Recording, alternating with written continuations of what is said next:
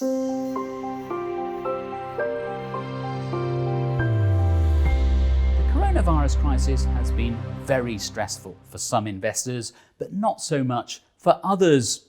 At one stage, stock markets were extremely volatile, but those who kept their nerve have been rewarded. Davies is an expert in behavioural finance. Clearly, anyone who happened to have at their disposal a crystal ball might have done quite well in these times, but given that no one does, that's not really investing, that's gambling. And I'd say the investors, the proper investors who have done the best through this time, are in fact the ones that have been doing what they always should have been doing, which is sitting tight, waiting for the long term, seeing things through, rebalancing periodically as the markets adjust. It isn't always easy staying calm when other investors are panicking. So what's the best strategy when markets fall?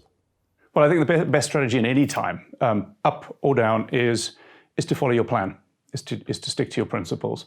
And those principles should really be invested for the long term. So first, figure out what money you need for spending purposes in the short and medium term, set that aside and put the rest to work.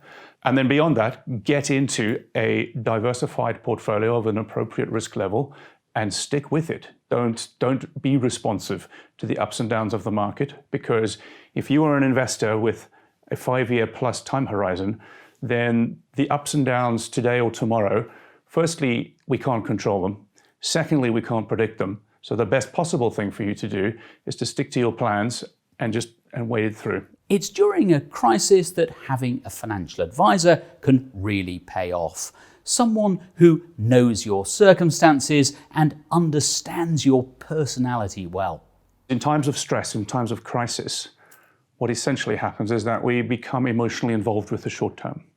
And when we're emotionally involved, it becomes very difficult to stick to the plan or to objectively push emotions out of the decision-making process. So having someone else who is not as emotionally involved in your portfolio as you are, to give you that emotional distance between you and the decisions. So advisors can be extremely helpful for that reason.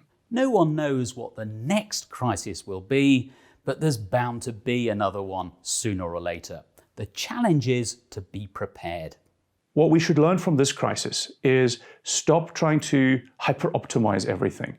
Focus instead on building general resilience, on making sure that you have a buffer in place so that you're not forced to sell when you need to draw money when you get furloughed and your income dries up. But it's not just financial resilience. We need emotional resilience. We need health resilience.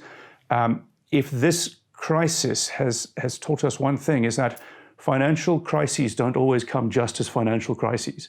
This one's packaged up with a health crisis and a social crisis and an economic crisis. And all these things together mean that you can have the most financially resilient situation in existence, but at the same time, you may be having stresses socially or stresses emotionally because of health reasons. So work on your resilience and not just your financial resilience.